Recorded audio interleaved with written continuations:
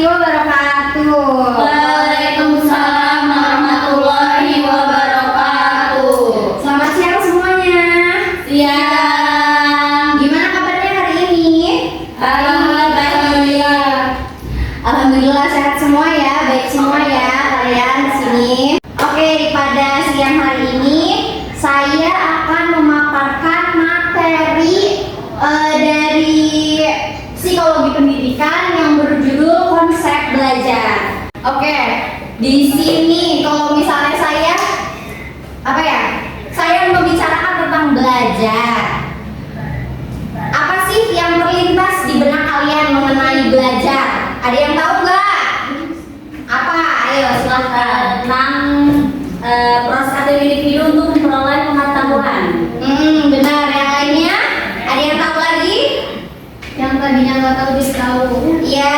Terus ini Mbak yang kerudung hitam? Oh, Belajar itu apa? Iya. Nenek Mbak. Kita kayak gitu saat belajar. Iya betul. Kalau Mbak yang kerudung pink? Belajar memahami diri sendiri. Oke, betul sekali. Oke, di sini saya akan menjelaskan lebih jelas apa sih itu konsep belajar dan apa itu pengertian belajar. Baik, yang pertama saya akan menjelaskan mengenai pengertian belajar. Nah, di sini secara harfiah belajar adalah yang tidak tahu menjadi tahu. Nah, secara keilmuan belajar merupakan perilaku kognitif yang memerlukan tingkat keterbukaan kondisi tertentu yang akan menghasilkan perubahan perilaku atau disposisi untuk bertindak atau tindak lanjuti.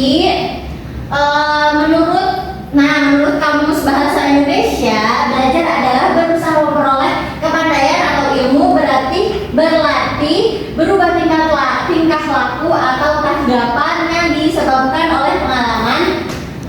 Belajar adalah suatu proses yang berlangsung di dalam diri seseorang yang mengubah tingkah lakunya, baik tingkah laku dalam berpikir, bersikap, dan berbuat. Nah, jadi seperti yang kalian lihat ya, jadi secara sederhananya belajar itu dari yang awalnya kita nggak tahu, kita jadi tahu. Nah, tapi sebenarnya belajar itu nggak sesimpel itu ya, bukannya kayak awalnya nggak tahu jadi tahu, cuma sekedar itu doang, enggak ya. Tapi belajar adalah proses yang terjadi dalam diri seseorang yang bikin dia itu berubah jadi lebih baik ya, dari cara berpikir, bersikap, sampai cara berperilaku orang tersebut gitu. Jadi kalian juga bisa kan membedakan orang yang pernah belajar, yang berpendidikan lah, sama yang tidak gitu kan terlihat ya dari perilakunya, dari sikapnya, cara mereka mengolah emosinya dan lain-lain. Kalian sudah bisa membedakan ya. Oke. Nah, di sini juga ada ini ya, ada pengertian belajar dari beberapa ahli. Nah, yang pertama itu kata Webulo. Nah, kata Webulo, belajar itu proses yang terjadi dalam diri seseorang yang akhirnya mengubah tingkah lakunya. Jadi setelah belajar, seseorang itu biasanya jadi lebih paham, lebih bisa atau punya sikap yang berbeda dari sebelumnya. Jadi yang awalnya dia nggak bisa nih mengolah emosinya. Jadi yang awalnya kerjaannya kalau misalnya kesenggol dikit langsung ngambek, langsung marah gitu tuh. Nah, setelah dia menyadari itu dan dia mempelajari cara mengelola emosi, nah akhirnya sudah tuh berubah sikap dia, perilaku dia. Jadi kayak lebih ya udah bisa mengatur aja gitu tuh, bisa mengatur emosinya. Oh, berarti saya harus sabar atau harus apa, pokoknya ya sudah terlihat lah ya gitu tuh dari yang sebelumnya. Nah, kemudian di sini juga ada pendapat dari Aunur Rahman. Nah, kata Aunur Rahman, belajar itu adalah proses yang kita lakukan sendiri untuk mengalami perubahan, dan perubahan itu terjadi karena pengalaman kita berinteraksi dengan lingkungan. Jadi belajar itu gak cuma dari buku, tapi dari pengalaman kita, kehidupan kita sehari-hari juga itu bisa pembelajaran. Kayak contohnya ya di lingkungan rumah kalian aja gitu tuh. Kalian kan bisa membedakan gitu. Apa? Perbuatan yang bisa dicontoh atau yang tidak bisa dicontoh gitu ya. Jadi ya udah yang baik-baiknya kalian bisa diambil tuh sama kalian, dijadikan pembelajaran untuk diri kalian gitu tuh. Oke. Jadi belajar itu bukan cuma apa ya? Bukan cuma ya baca-baca buku atau yang kalian kayak belajar di kelas kayak gini ya. Oke? Oke. Selanjutnya di sini ada menurut Gagne, belajar itu terjadi ketika ada rangsangan atau stimulus yang masuk ke kita, lalu diproses oleh ingatan kita dan akhirnya bikin perilaku kita itu berubah. Jadi intinya apa yang sudah kita alami itu bisa mempengaruhi cara kita bertindak ke depannya. Jadi contohnya kalau misalnya ini kan kalian Gen Z ya, para Gen Z gitu kan. Kalian pernah nih putus cinta gitu. Dikarenakan mungkin kurangnya wawasan kalian gitu, kayak nggak enak nih ini mah diajak ngobrolnya soalnya nggak tahu apa-apa gitu tuh. Nah itu kan bisa kan dijadiin pembelajaran untuk hubungan selanjutnya. Jadi setelah kalian patah hati itu kalian bisa tuh belajar lagi, cari-cari info-info yang terupdate atau apa, pokoknya kalian memperbaiki diri kalian biar bisa lebih baik gitu tuh di hubungan ke depannya. Nah itu ya contohnya gitu ya. Nah, selain itu, belajar juga merupakan proses yang panjang dan berlangsung seumur hidup. Dari kita yang masih kecil sampai dewasa, kemudian ya sampai tua ya kita tetap belajar. Nah, tanda seseorang itu belajar adalah adanya perubahan dalam dirinya, baik dalam pengetahuan kognitif, keterampilan psikomotor, ataupun sikap dan nilai efektif. Jadi kayak contohnya kayak anak bayi aja gitu kan, kita kan belajar dari sejak dini ya, sejak kecil gitu kan. Kita belajar yang awalnya kita nggak bisa ngomong, diajarin sama orang tua kita akhirnya jadi bisa ngomong. Kemudian kita ya udah masuk SD gitu kan, kayak kita di sekolah belajar hitung-hitungan yang tadinya awalnya kita nggak tahu jadi tahu. Terus makin gede ya makin banyak gitu kan pelajaran yang kita ambil gitu, yang kita dapat, entah itu dari sekolah, dari lingkungan, atau ya dari apa ya, adalah ya dari ini ya, dari sekitar kita adalah. Oke, sampai di sini paham? Ada yang pengen ditanyain dulu apa lanjut dulu aja nih? Lanjut. Oke, selanjutnya di sini ada prinsip belajar. Nah, dalam proses pembelajaran itu seorang guru biasanya itu punya tugas penting ya buat bantu pengembangan potensi siswanya. Nah, tapi proses pembelajaran ini nggak singkat, nggak yang kita kasih materi, anak-anak langsung ngerti, terus anak-anak langsung tahu, anak-anak langsung memahami gitu, nggak gitu ya. Tapi kita membutuhkan proses yang lumayan panjang gitu, yang membutuhkan waktu yang panjang. Nah, walaupun begitu, perubahan pada siswa itu tetap bisa dilihat. Misalnya dari cara berpikir, bersikap, memahami materi. Nah, supaya proses belajar ini berjalan dengan baik, guru itu harus pakai prinsip belajar yang tepat dan memang sesuai dengan kebutuhan siswanya.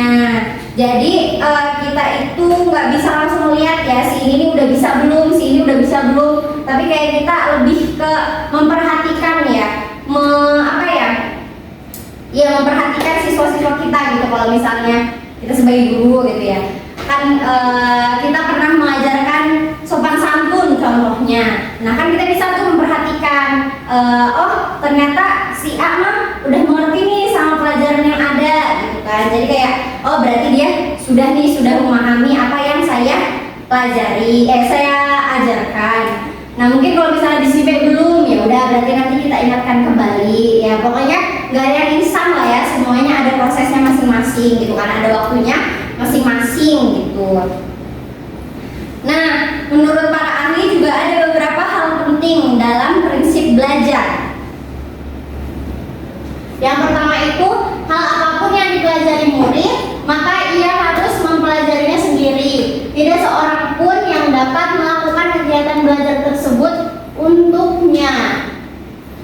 Jadi maksudnya itu gak ada orang lain gitu yang bisa menggantikan proses pembelajaran seseorang itu. Jadi guru itu cuma bisa membimbing murid-muridnya, tapi anak-anak itu ya belajar ya dengan diri dia sendiri gitu tuh. Jadi kayak nggak bisa, contoh kayak kita males nih belajar matematika gitu tuh. Jadi ya udah, gue mau minta tolong aja ke si B contohnya, kayak ya udah biar dia aja lah yang belajar matematika gitu tuh. Nah itu ya tetap aja si A itu nggak bakal dapat ilmu matematika itu, karena kan yang belajar si B, si A nya nggak mau belajar gitu. Jadi ya belajar itu emang bener-bener harus ya diri kita sendiri gitu tuh, tidak bisa digantikan oleh orang lain ya, seperti itu. Kemudian nah paham? Intinya gini ya, intinya misalkan saya murid, nah saya tuh udah belajar perkalian di sekolah, terus saya punya PR nih tentang perkalian lagi, terus pas di rumah saya malas ngerjainnya gitu, saya malas mempelajari ulang, saya nyuruh ke temen atau yang dari rumah, itu tuh gak boleh ya, karena tetap kan nanti kayak nilai belajar saya itu tetap 0. Iya betul, karena berarti yang belajar ya teman atau orang rumah itu gitu kan, bukan kamunya gitu. Paham? Iya, paham. Oke. Nah, yang kedua di sini ada setiap murid belajar menurut tempo kecepatannya sendiri. Dan untuk setiap kelompok umur terdapat variasi dalam kecepatan belajar.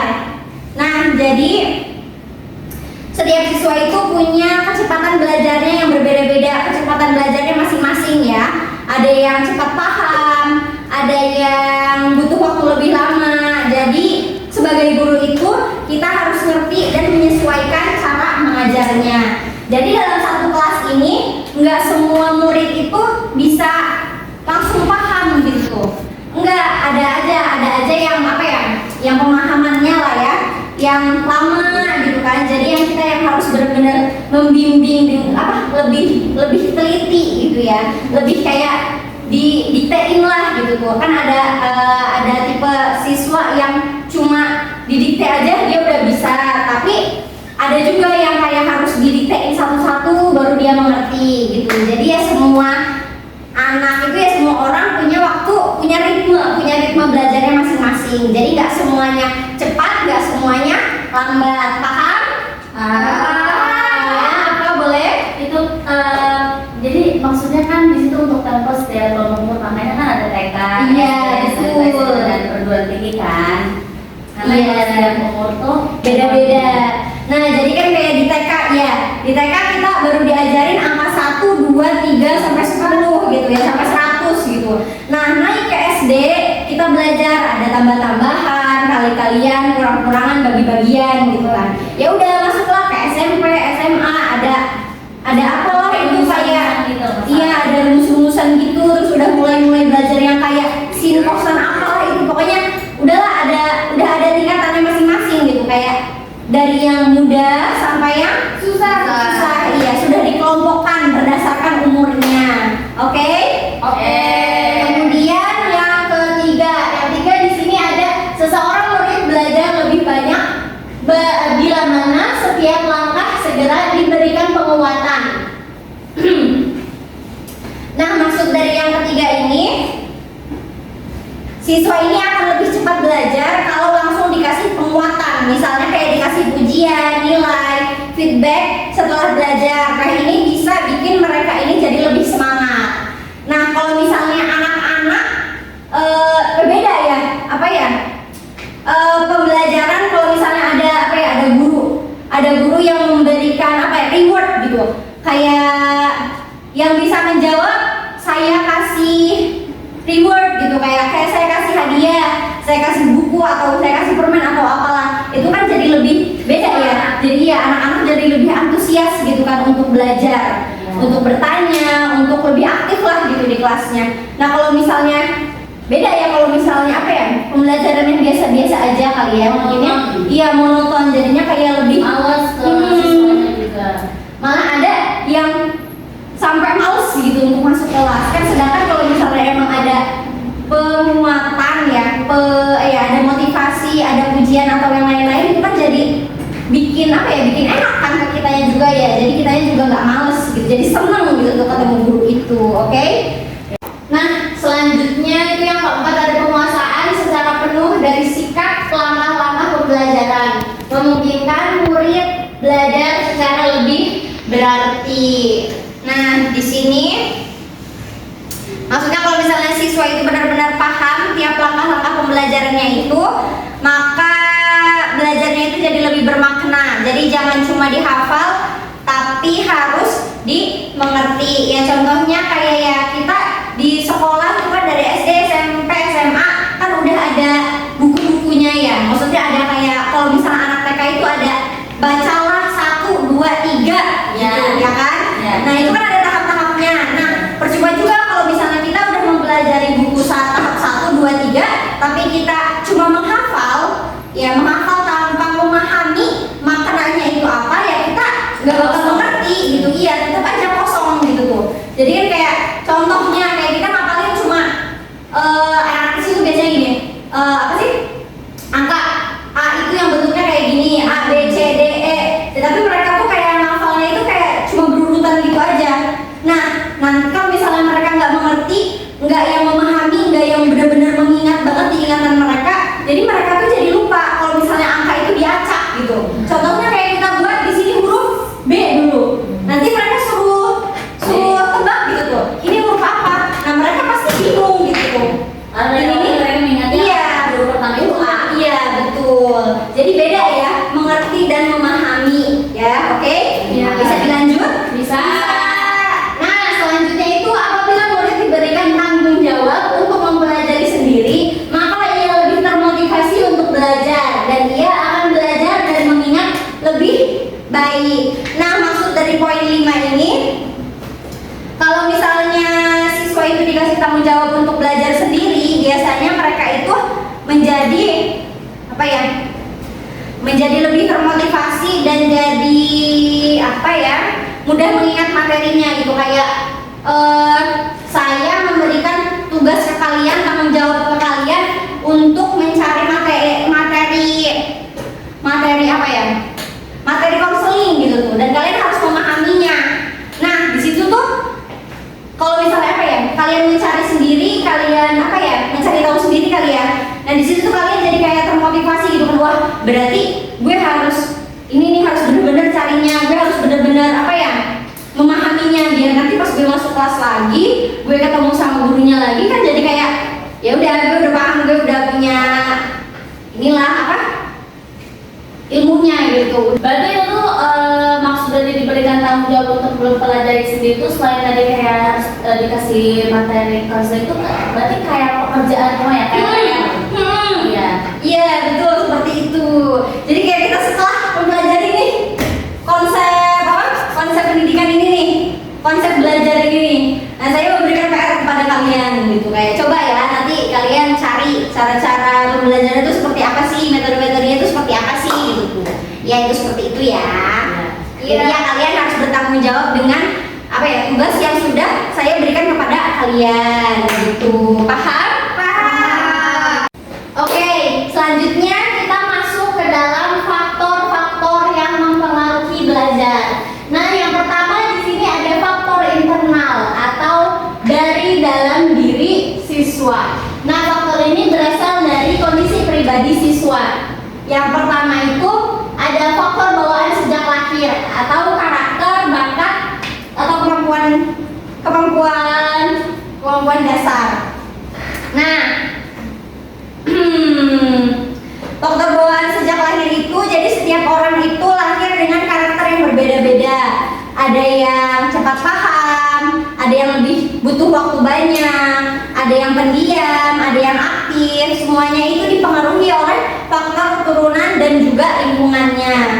Jadi faktor lingkungan itu mempengaruhi banget ya, mempengaruhi untuk tumbuh kembang si anak ini gitu tuh. Kalau misalnya emang dia tumbuh di lingkungan yang apa ya, yang kurang mendukung dalam pendidikan mungkin. Jadi nanti dia pas belajar ya kurang gitu tuh, kurang apa ya, kurang cepat gitu untuk memahaminya gitu. Jadi mereka lebih lamban kalau misalnya tidak ada bantuan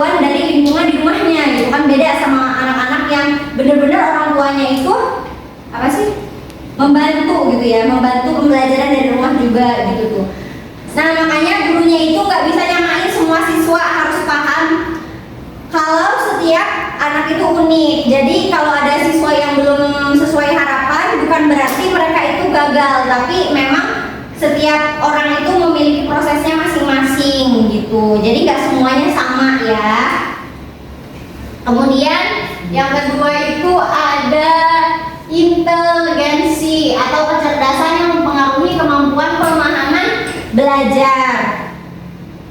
Nah, inteligensi itu kemampuan berpikir dalam memahami sesuatu. Tapi kecerdasan itu nggak cuma satu jenis aja. Ada yang pintar matematika, tapi ada juga yang jago musik, ada yang hebat di olahraga dan lain-lain. Jadi punya apa ya? Punya kemampuan inteligensinya masing-masing lah gitu tuh. Ada anak yang jago di IPA-nya gitu, tapi kurang di matematikanya. Ada yang jago di apa ya? Iya tadi di musik gitu tuh, tapi dia kurang nih dalam hal akademik gitu. Jadi ya beda-beda gitu ya. Jadi menurut teori kecerdasan, setiap anak itu punya potensinya masing-masing. Jadi tugas guru itu membantu pengembangan potensi tersebut, bukan cuma fokus ke satu jenis pemikiran aja. Jadi kita sebagai guru itu harus harus netral. Nah, jadi kita tuh sebagai guru harus bisa mendukung kemampuan siswanya itu gitu. Jangan jangan kita cuma fokus ngajarin anak-anak yang bisa matematika aja. Padahal kan ada juga anak yang lebih mengerti ke dunia seninya gitu ya. Jadi ya kita harus mengerti lah ya kemampuan anaknya begitu. Kemudian selanjutnya ada kondisi fisik dan psikomotor, kesehatan tubuh atau kemampuan motorik. Nah, dari sini kondisi tubuh juga berpengaruh ya ke belajar. Kalau fisiknya sehat, biasanya lebih mudah menerima pelajaran. Selain itu, belajar juga jadi lebih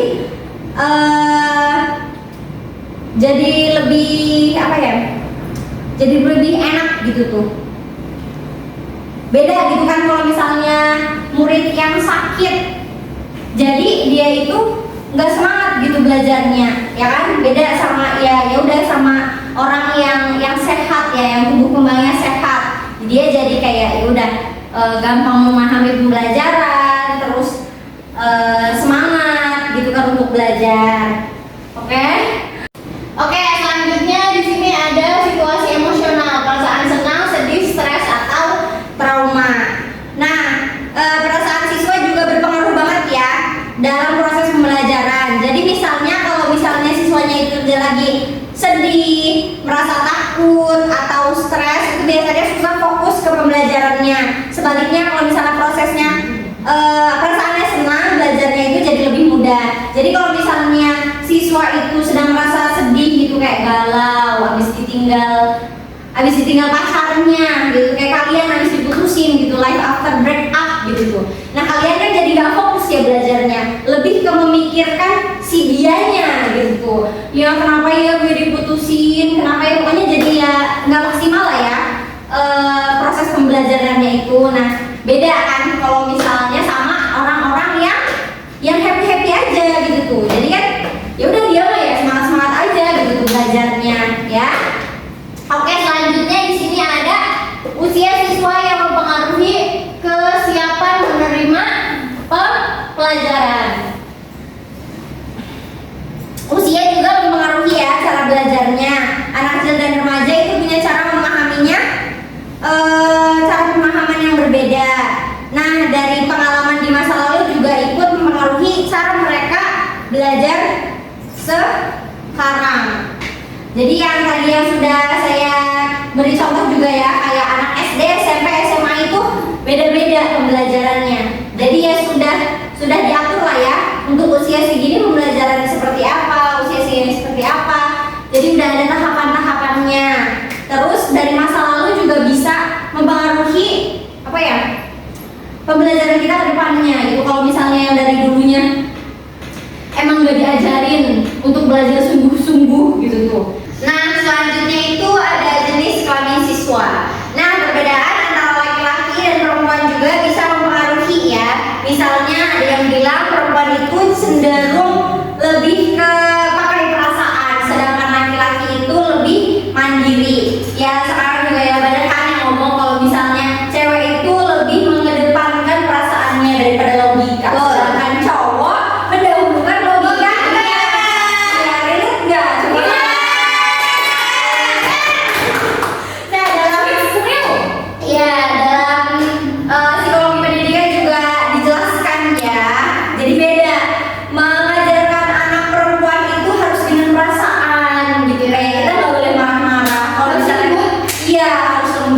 kalau misalnya kayak kita gurunya marah-marah, jadi nanti anak-anaknya jadi bad mood gitu, jadi nggak enak gitu untuk belajarnya.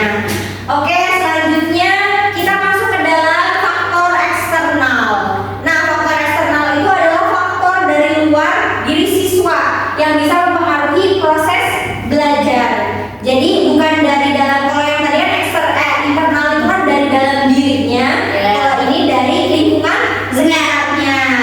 Yang pertama itu dari lingkungan keluarga. Nah, keluarga itu punya pengaruh besar ya, pengaruh yang besar banget gitu ke semangat belajar siswa. Jadi misalnya kalau misalnya orang tuanya suportif gitu untuk anaknya, ya jadi anaknya juga jadi makin semangat belajarnya. Jadi kan kayak ada pacuan gitu di dalam dirinya, kayak orang tua gue senang banget nih kalau misalnya gue itu belajarnya sungguh-sungguh gitu.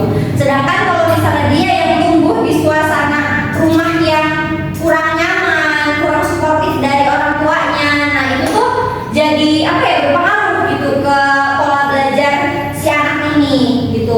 Kemudian selanjutnya ada lingkungan kelas. Nah, lingkungan kelas juga penting ya.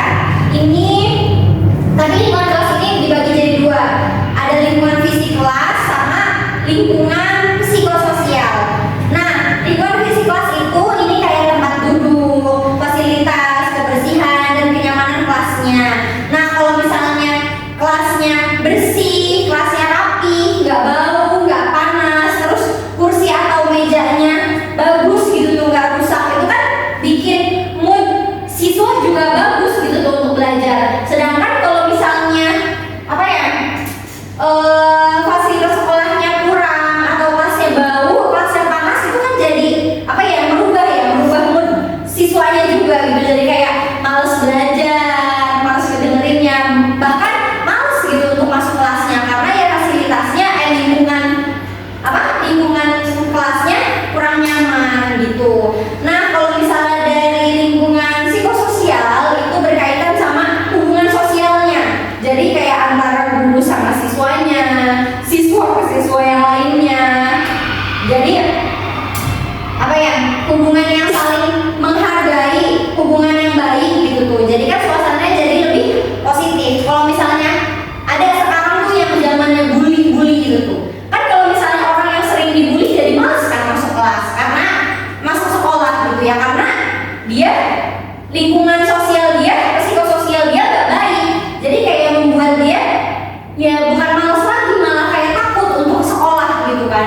Beda sama yang anak-anak yang benar-benar lingkungan sosialnya itu baik, kayak gurunya ramah, ngajarinnya kayak yang benar-benar apa ya, yang benar-benar lembut gitu, yang pas lah ya gitu.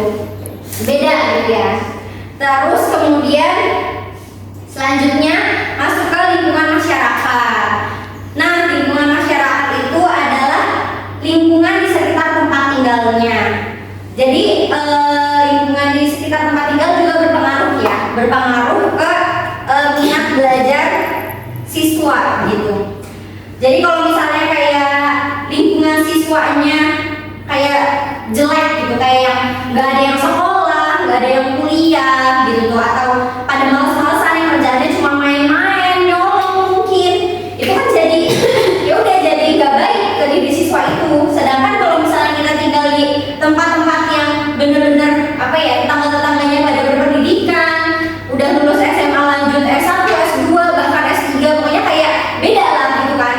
Siswa yang hidup di lingkungan yang apa ya, di lingkungan yang berpendidikan sama yang tidak gitu. Nah, kemudian sekarang masuk ke dalam faktor pendekatan belajar. Nah, faktor pendekatan belajar ini sebenarnya masih termasuk ke dalam faktor eksternal ya. Tapi di dalam pembahasan ini nih dipisah karena faktor ini nih lebih menekankan pada bagaimana proses belajar itu dilakukan dan bagaimana siswa itu terlibat dalam penerimaan pengetahuan baik secara fisik maupun emosional. Jadi fokusnya itu bukan ke lingkungan belajarnya aja, tapi juga ke cara belajarnya itu berlangsung. Nah, yang pertama itu ada tujuan pembelajaran. Tujuan pembelajaran itu bisa dibilang sebagai arah ya, arah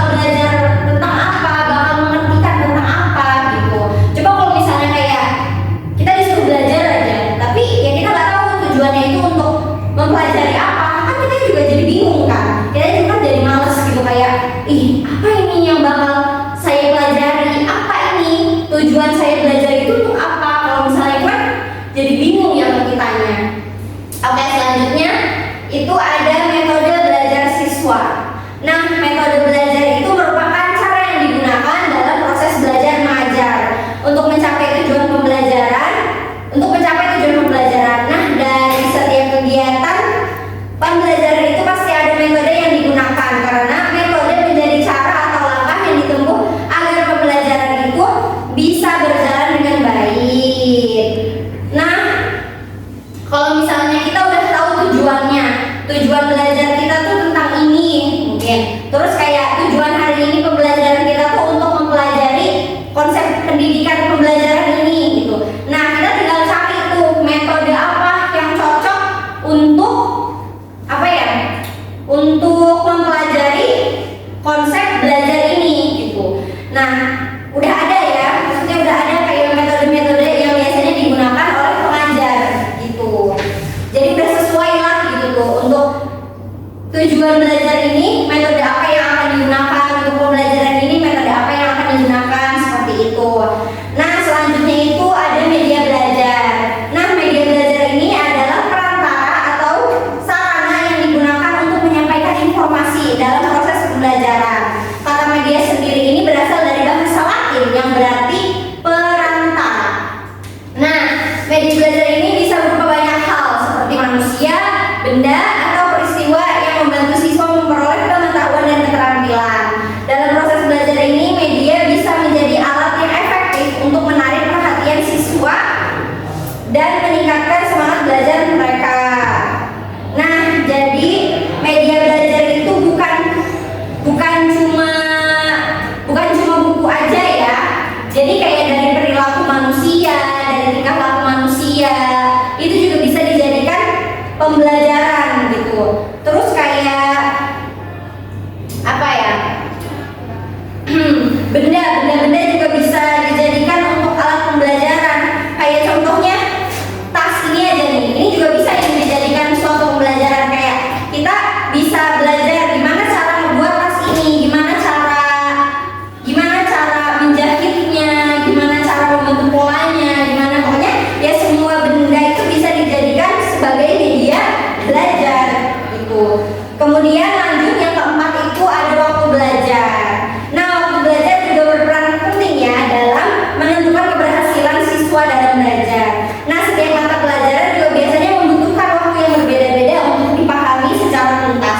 Nah, contohnya kalau misalnya kita mahasiswa, ada juga kan kayak untuk mata kuliah pelajaran asesmen BK contohnya, yang mereka membutuhkan waktu 3 SKS karena mungkin 2 SKS gitu, karena mungkin ya tidak terlalu sulit gitu untuk dipahami. Sedangkan kayak untuk mata kuliah teknik keterampilan konseling itu membutuhkan 3 SKS karena ya memang membutuhkan waktu yang cukup panjang gitu untuk apa namanya?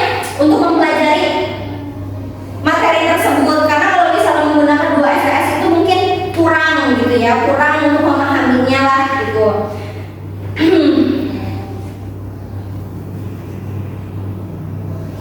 Kemudian yang kelima itu ada motivasi belajar. Motivasi belajar juga merupakan kekuatan pendorong yang membuat siswa itu memiliki keinginan untuk belajar. Motivasi ini juga sangat berpengaruh terhadap bagaimana hal dalam proses pembelajaran seperti emosi, cara berpikir, kemampuan memecahkan masalah, dan cara siswa itu memproses informasi. Jadi kalau misalnya siswa yang memiliki motivasi belajar itu tinggi, biasanya itu akan lebih semangat gitu untuk apa namanya? Untuk belajar. Sedangkan mahasiswa yang tidak memiliki motivasi tinggi itu biasanya jadi malas gitu, jadi malas belajarnya. Jadi kayak datang ke kelas cuma ngobrol, main HP, tidur mungkin. Sedangkan kalau misalnya orang yang benar-benar termotivasi untuk belajar kan mereka jadi kayak fokus gitu mendengarkan pelajarannya itu seperti apa begitu. Kemudian ada latihan dan ulangan. Nah, dalam proses belajar itu latihan dan ulangan itu merupakan hal yang sangat penting. Nah, menurut teori Thorndike tentang the law of exercise, belajar itu tidak akan terjadi tanpa adanya latihan. Nah, melalui latihan itu siswa dapat membentuk kebiasaan dan keterampilan yang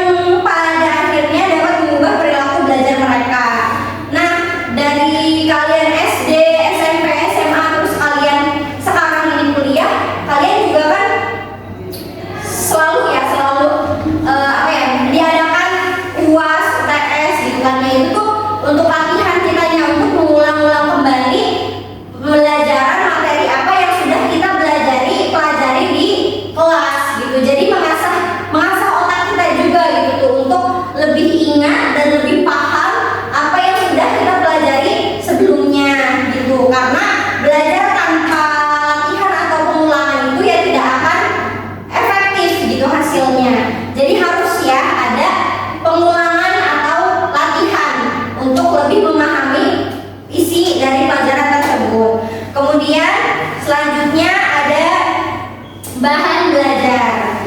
Nah, bahan pelajaran ini merupakan materi utama yang disampaikan dari proses mengajar. Tanpa bahan pelajaran ini kegiatan pembelajaran tentu tidak bisa berjalan.